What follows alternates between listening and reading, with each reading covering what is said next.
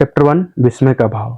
मेरे प्रिय आत्मन, सुबह की चर्चा में जीवन के सत्य की ओर मनुष्य का कदम उठ सके, उसके पहले सूत्र की हमने बात की है। उस संबंध में एक मित्र ने पूछा है। यह एक मित्र कोई एक आम आदमी है जो ओशो से पूछते हैं और अपने प्रश्न को कुछ इस प्रकार रखते हैं। कहते हैं, मैं विस्मय को, आश्चर्य को क्यों पहली सीढ़ी मानता हूँ। तो ओशो उत्तर में देते हैं, उत्तर कुछ इस प्रकार ओशो बताते, इसलिए पहली सीढ़ी मानता हूँ, इसलिए पहला सूत्र मानता हूँ, क्योंकि जो विस्मय विमुग्ध हो जाता है, उसके विस्मय विमुग्धता, उसके आश्चर्य का भाव सारे जगत को एक रहस्यों में, एक मिस्ट्री में परिणित कर देता। भीतर विस्मय है तो बाहर रहस्य उत्पन्न हो जाता है। भीतर रहस्य न हो, भीतर विस्मय न हो तो बाहर रहस्य के उत्पन्न होने की कोई संभावना ही नहीं है। जो भीतर विस्मय है वही बाहर रहस्य है, और जिसके प्राणों में रहस्य की जितनी प्रतिछवि अंकित होती है वह उतना ही परमात्मा के निकट पहुंच जाता है। लोग कहते हैं परमात्मा एक रहस्य है, और मैं आपसे कहना चाहूंगा, जहाँ रहस्य वहीं परमात्मा है। रहस्य ही परमात्मा है। वह जो मिस्टीरियस है, वह जो जीवन में अबुझ है, वह जो जीवन में अव्याख्याख्य है, मतलब जिसको हम एक्सप्लेन नहीं कर सकते हैं, वह जिसे जीवन में समझना और समझाना असंभव है, जो बुद्धि की समस्त सीमाओं को पार करके, जो बुद्धि की समस्त सामर्थ्य से दूर हो जाता है, अतीत रह जाता है, वह जो ट्रांसेंडेंटल है, वह जो भावातीत है, वही प्रभु है। लेकिन उस प्रभु को जानने के लिए धीरे धीरे कि हमारे भीतर विस्मय की क्षमता गहरी से गहरी होती चली जाए, हमारे पास ऐसी आंखें हो जो निपट प्रश्नवाचक ढंग से सारे जीवन को देखने के लिए पात्र हो जाएं, जो पूछें और जिनके पास कोई उत्तर ना हो, जो पूछे और मौन खड़े रह जाएं, जिनका प्रश्न अंतरिक्ष में गूंजता रह जाए, जिनके पास कोई भी उत्तर न हो। उनके प्राणों का संबंध उससे हो जाता है जो जीवन का सत्य है, जहाँ जीवन का मंदिर है। विस्मय कर देता है मनुष्य को विनम्र विस्मय, अकेली ह्यूमिलिटी है। विस्मय में ही विनम्रता उत्पन्न होती है, क्योंकि जब मुझे ज्ञात होता है कि मैं नहीं जानता हूँ, तो मेरे अहंकार को खड़े होने की कोई भी जगह नहीं रह जाती है। ज्ञान अहंकार को मजबूर कर देता है, विस्मय अहंकार को विदा कर देता है। बच्चों के पास अहंकार नहीं होता, बूढ़ों के पास इकट्ठा हो जाता है। अज्ञानी के पास अहंकार नहीं होता है, ज्ञानी के पास इकट्ठा हो जाता है। अज्ञान का जो बोध है, इस बात की जो स्मृति है कि मैं नहीं जानता हूँ, वह मनुष्य के भीतर सख्त गांठ को पिघला देती है, जिसे हम अहंकार कहते हैं। वह गांठ जितनी मजबूत होती चली जाए, उतना ही मनुष्य अंधा हो जाता है, क्योंकि उसे फिर प्रत्येक चीज मालूम पड़ती है कि मैं जानता हूँ, और उसके जीवन में रहस्य, मिस्ट्री जैसी कोई चीज नहीं रह जाती। यह जो मनुष्य जाति इतना अधार्मिक होती चली गई है, वह इसलिए ही कि विस्मय के भाव की हत्या कर दी गई है। पहले धर्मशास्त्रों ने उसकी हत्या की, फिर पीछे विज्ञान ने उसकी हत्या कर दी। पहले धार्मिक लोग इस तरह के दावे करते रहे कि हम सब कुछ जानते हैं, हम ईश्वर को भी जानते हैं, आत्मा को भी, पुनर्जन्म को भी, परलोक को भी, स्वर्ग को भी, नरक को भी, सब कुछ जानते हैं। ऐसा कुछ भी नहीं है जो हम नहीं जानते हैं, और हमारे शास्त्र में नहीं लिखा हुआ है। जीवन का सब कुछ जान लिया गया, जीवन व्यर्थ हो गया। अर्थ वही है जहाँ कुछ अज्ञात शेष रहता है, जहाँ हम ठगे खड़े रह जाते हैं और नहीं कह पाते कि हम जानते हैं। तो धर्मशास्त्रों ने एक भ्रम पैदा कर दिया कि हम सब जानते हैं। फिर पीछे विज्ञान आया उसी धारा में, और विज्ञान ने भी दावे शुरू किए कि हम सब जानते हैं। धीरे धीरे यह दावा इतना गहरा हो गया मनुष्य के मन में उसे यह ख्याल ही मिट गया कि हमारा एक छोटी सी कहानी से मैं समझाऊं। एक धर्मगुरु ने एक रात सपना देखा। सपना कि वह स्वर्ग के द्वार पर पहुंच गया है। उसने जाकर स्वर्ग के द्वार पर देखा कि परमात्मा उसे लेने को, स्वागत करने को वहां खड़ा है या नहीं। वे लोग जो थोड़ी सी माला फेर लेते हैं, वे लोग पीले वस्त्र पहन लेते हैं, वे लोग जो सुबह मंदिर हो आते हैं, सोचते हैं कि जब स्वर्ग के द्वार पर जाएं तो परमात्मा दरवाजे पर उनका स्वागत करता हुआ मिले। उस धर्मगुरु ने भी सोचा तो कुछ बुरा तो नहीं सोचा। उसकी अपेक्षा बिल्कुल न्याय संगत थी। जीवन भर वह परमात्मा का ही स्मरण करता रहा, उसके ही गीत गाता रहा, उसके ही चरणों में पूजा चढ़ाता रहा, फूल चढ़ाता रहा। तो इतनी अपेक्षा तो बेचारा कर ही सकता था कि द्वार पर वे मिलेंगे, लेकिन द्वार बंद था। और द्वार पर उसने हाथ पीटना शुरू किए, लेकिन द्वार इतना बड़ा था, इतना बड़ा कि उसके हाथ की चोट ऐसी मालूम पड़ती जैसे किसी पहाड़ पर कोई चींटी आवाज करती हो। कोई ध्वनि पैदा नहीं होती थी। वो बहुत घबराया। उसने तो हमेशा यही पढ़ा था धर्मशास्त्रों में, God created man in his own image. उसने तो यही पढ़ा था कि परमात्मा ने आदमी को अपनी ही शक्ल में बनाया है। आज उसे पता चला कि दरवाजा इतना बड़ा है, इसका इसके कोई और छोर दिखाई नहीं पड़ते। मुझे पहली दफा पता चल रहा है कि मैं कहाँ आ गया हूँ। मेरी कहाँ खोज खत्म होगी, यहाँ कौन मुझे पहचानेगा। बहुत चिल्लाने, चीख पुकार मचाने पर एक खिड़की खुली। एक विराट खिड़की, जैसे एक आकाश ही खुल गया हो और कोई सिर उससे झांका। कोई सिर जिसके आयाम की कोई भी कल्पना करनी कठिन है।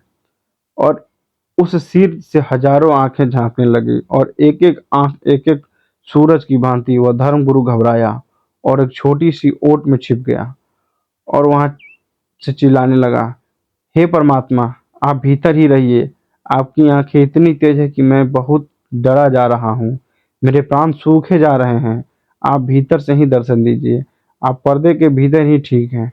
लेकिन वह हजार आंख वाला आदमी हंसने लगा और उसने कहा, मैं परमात्मा नहीं हूँ, यहाँ का सबसे अदना नौकर हूँ, यहाँ का पहरेदार हूँ, यहाँ का द्वारपाल हूँ। मैं परमात्मा नहीं हूँ। तब तो वह धर्मगुरु बहुत घबराया। हिम्मत जुटाकर थोड़ा बाहर निकला, क्योंकि द्वारपाल इसे इस भांति घबरा जाना उचित नहीं। द्वारपाल से इस भांति घबरा जाना उचित नहीं, लेकिन उसकी आंखें सामने टिकना बहुत मुश्किल था।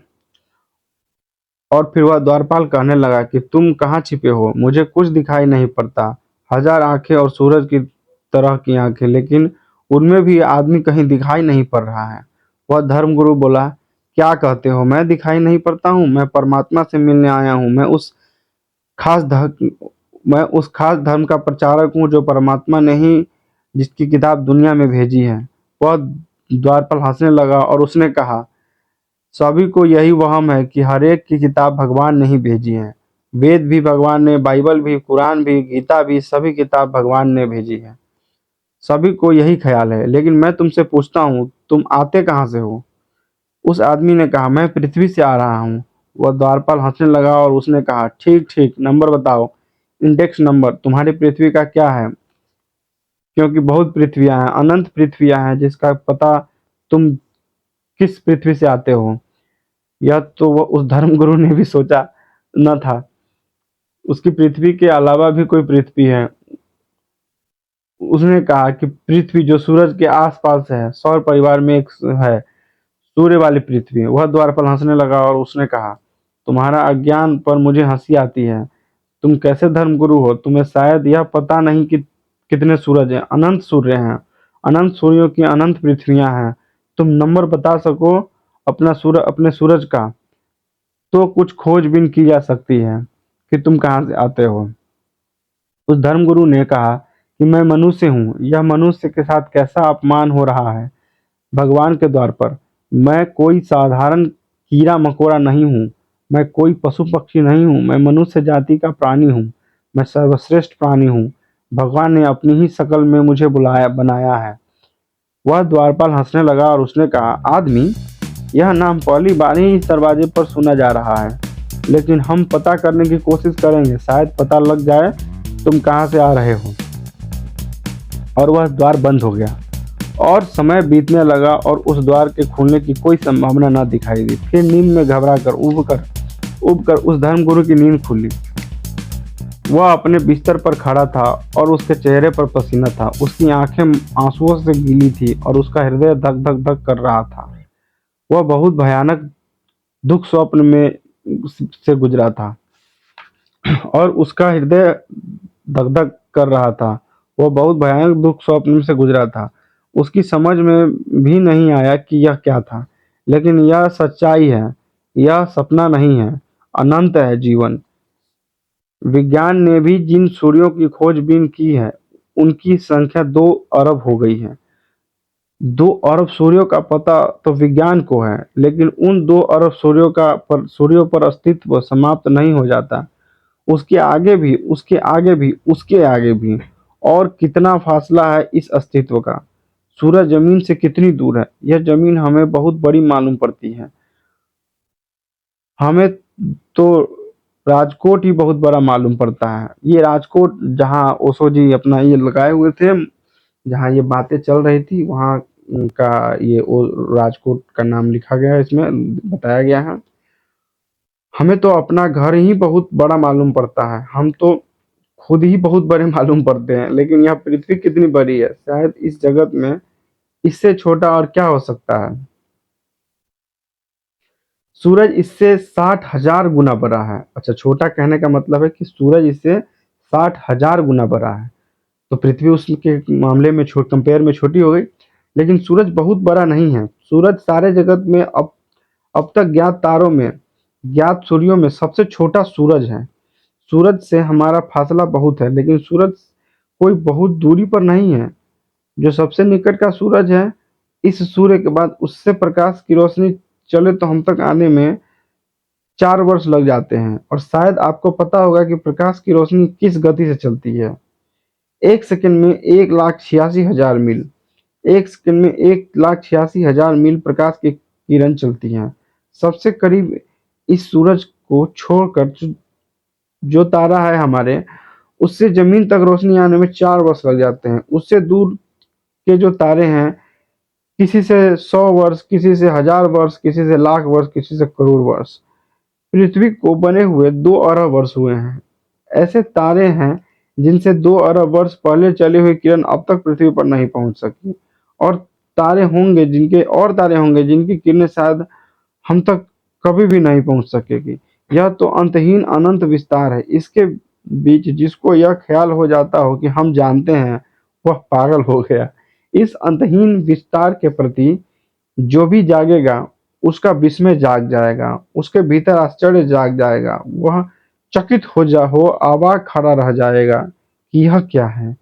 उसे कोई भी उत्तर नहीं सूझेगा। उसे सब उत्तर बचकाने और चाइल्डिश मालूम होंगे। चाइल्डिश मतलब वही बचकाना। चाहे धर्मगुरु के, चाहे वैज्ञानिकों के, उसे उत्तर मात्र बचकाने मालूम होंगे। मतलब ये उत्तर चाहे कोई भी दे, धर्मगुरु दे, वैज्ञानिक दे, सब उत्तर चाइल्डिश लगेंगे, बचकाना। इस अंत और आदिहीन विस्तार के लिए क्या उत्तर हो सकता है आदमी के पास? क्या व्याख्या हो सकती है? क्या एक्सप्लेनेशन हो सकता है? व्याख्या देने की, परिभाषा करने की चेष्टा ही शायद ना समझी है। वे लोग बहुत भाग्यशाली हैं जो चुपचाप मौन में इस विस्तार को जानने में समर्थ हो जाते हैं। इस चित्त दशा को मैंने विस्मय कहा है। इस चित्त दशा को मैंने आश्चर्य कहा है। इस आश्चर्य से गुजर कर ही कभी किसी ने कुछ जाना हो तो जाना हो। ज्ञान के बोझ को लेकर तो कोई कभी नहीं जान पाता। ज्ञान का बोझ तो मृत बोझ है। एक फकीर एक सुबह ही भीख मांगने गया था। और ये कहानी बड़ा अच्छा इंटरेस्टिंग है। और किसी मित्र ने उसे थोड़ा सा बांस भेंट कर दिया और साथ में एक किताब भी दे दी, एक पाक शास्त्र भी दिया। इस किताब में इस मांस को बनाने की विधि लिखी हुई है। वह उस किताब को और मांस को लेकर खुशी खुशी अपने झोपड़े की तरफ भागा चला जा रहा था। फिर एक चील झपटी और उससे उसके मांस को हाथ से छीन कर उड़ गई। वह फकीर खड़े होकर हंसने लगा और उसने कहा, मूर्ख चील, मांस को लेकर जाकर क्या करेगी? बनाने की तरकीब की किताब मेरे पास है। आ गई धोखे में। वह खुशी खुशी घर पहुंचा और उसने अपनी पत्नी को कहा, सुनती हो, एक चील मूर्ख बन गई, अपने हाथ मांस छीन कर ले गई और पागल को पता भी नहीं कि बनाने की तरकीब की किताबें मैं ले आया। उसकी पत्नी ने अपना सिर ठोक लिया और उसने कहा कि तुम कैसे ज्ञानी हो, मुझे समझ में आ गया। जिंदगी छूट जाती है, किताबें हाथ में रह जाती है। जिंदगी छूट जाती है, ज्ञान हाथ में रह जाता है। जिंदगी का मतलब एक गरीब, एक भिखारी जिसके लिए खाना कितना महत्वपूर्ण मैटर करता है, महत्वपूर्णता निभाता है, और उसने जो उसे खाना था वो चील ले गई और उसे ही बेवकूफ वो कह रहा है। तो उसकी पत्नी कह रही है कि जिंदगी छूट जाती है, किताब हाथ में रह जाता है। कोरा कागज, कोरे शब्द, और हम बड़े खुश होते हैं कि हम किताब अपनी बचा कर घर ले आए। जो कौमें हजारों साल तक किताबें बचा लेती हैं, वो बहुत नाच गान, बहुत शोरगुल करती हैं कि हमारी किताबें सबसे ज़्यादा पुरानी हैं। हमने बहुत दिनों से बचाई हैं और किताब ही बच जाती है हाथ में जीवन चूक जाता है। हाथ में नहीं, यहाँ लिखना चाहिए हाथ से जीवन चूक जाता है। सच तो यह है कि किताब को पकड़ने के वाला चित्त जीवन को पकड़ने वाला चित्त नहीं होता है। ये दिशाएं अलग हैं। शब्दों को पकड़ लेने वाला चित्त सत्य को पकड़ लेने वाला चित्त नहीं होता। ये आयाम अलग हैं, ये मार्ग अलग हैं। शब्द को पकड़ लेने वाला करता क्या है? शब्दों को सीखता है, स्मरण करता है, मेमोरी की परिपक्व करता है, स्मृति से भरता है, इस स्मृति के संग्रह को मजबूत करता है। बहुत सी इंफॉर्मेशन, बहुत सी सूचनाएं इकट्ठी करता है और इन्हीं सूचनाओं के घेरे में जानता है, सोचता है कि मैंने जान लिया है। सूचनाओं का जानने से क्या संबंध है? सूचनाओं का जानने से क्या संबंध है? इंफॉर्मेशन और नॉलेज दोनों अलग अलग चीजें हैं। क्या नाता है? सूचनाओं तो मशीन में भी संग्रहित की जा सकती हैं। सूचनाएं तो मशीनें भी दे सकती हैं। आदमी अगर सूचनाएं इकट्ठी कर लेता है तो इससे कुछ ज्ञानी होने का संबंध नहीं है। ज्ञान बड़ी है और बड़ी और बात है। ज्ञान तो समग्र जीवन का आमूल परिवर्तन है। ज्ञान बौद्धिक सूचनाओं का संग्रह नहीं, समग्र आत्मा का आमूल परिवर्तन है। ज्ञान एक नए जीवन में गति है। ज्ञान शब्दों का संग्रह नहीं, सत्य का अनुभव है। और उस अनुभव के लिए शास्त्रों और शब्दों को पकड़ लेने वाले लोग हमेशा के लिए दीवाल बना लेते हैं। सॉरी, यह मैंने सुबह आपसे कहा है, इसलिए मैंने कहा विस्मय की आंखें वापस उपलब्ध कर लें। ज्ञानी का अहंकार छोड़ दे, विस्मय का विमुग्ध बच्चे के भाव को, निर्दोष भाव को ले आए।